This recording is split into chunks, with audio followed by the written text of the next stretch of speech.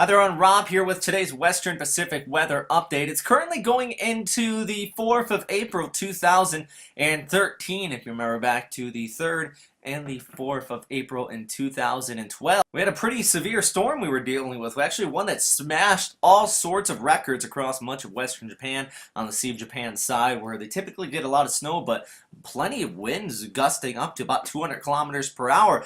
On your Wednesday here in Japan, another spring storm actually erupted. It did see some winds up to about 144 kilometers per hour actually here in Chiba Prefecture. A little bit farther towards the north, you saw some fairly heavy rains here up to about 240 millimeters.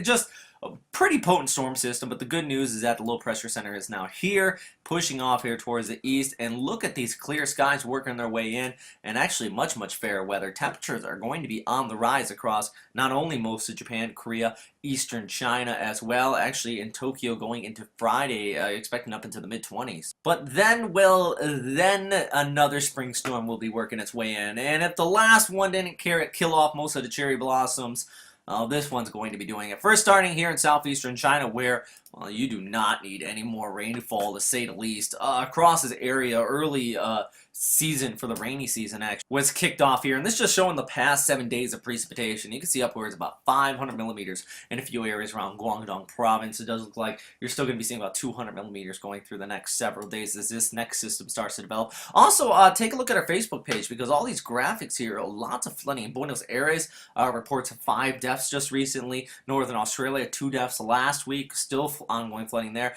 And off there towards La Reunion, you also have had that significant flooding, upwards of 10 deaths in the past week alone. A very sad week as far as flooding. But as far as this system, I definitely see it developing here across southeastern China going through Thursday afternoon. Out ahead of it, though, look how far north that 540 line is pushing towards the north. That means, well, widespread snow melting across much of northern Japan, and definitely going to be leading to the risk of possible avalanche. Also across even North Korea, you're going to be seeing temperatures above the freezing mark. Finally, one reason why I think everybody, well, at least the government there is just so upset. It's always so cold and depressing. But now we have this system pushing off there towards the northeast. That is really going to be affecting everybody, bringing widespread rain showers, thunderstorm activity across Okinawa going into your Saturday night into Sunday morning. Tokyo, you're also going to be getting on this as we take a look at the Cape levels actually from the European model on your Saturday evening going into Sunday morning. You can see some of these Cape numbers actually pushing off here towards the north throughout the afternoon and evening hours. And as it does so, especially in these areas in the reds and yellows, and once you see these down in the tropics, of course you need those thunderstorms, but when you see this pushing off towards Okinawa, it's kind of a clear indication that, yeah, going through your, well, Saturday, definitely going to be seeing some thunderstorm activity across much of the southern Japanese islands, even across Taiwan as well with this next system. And the storm system will continue to follow the jet stream off there towards the northeast. By that time, another high pressure ridge is in, and another warm-up, surprisingly. Actually, it's going to be really warming up by next week. And that's good, reducing vertical wind shear though, so tropical season definitely on its way. Southwest monsoon starting to kick in. Speaking of, that is going to be episode 2 of Westpac Weather 101. If you do want to see the first episode of Westpac Weather 101, click on the side over here, because that is something we worked really hard on. But for now, the tropics do remain relatively quiet, at least from NOAA. They actually expect above average rainfall across the Philippines, Malaysia, Indonesia. So the southwest monsoon slowly starting to kick in here. But Thailand, you are hot.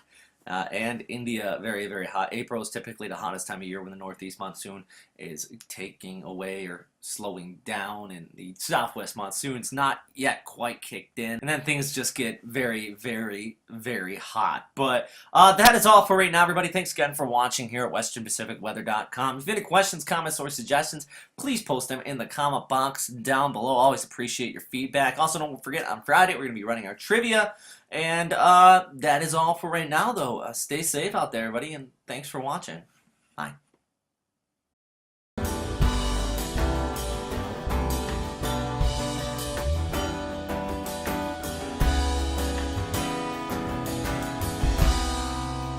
Questions, comments, or suggestions, please post them in the comment box down below.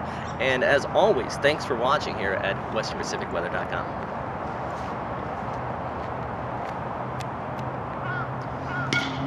Hi everyone.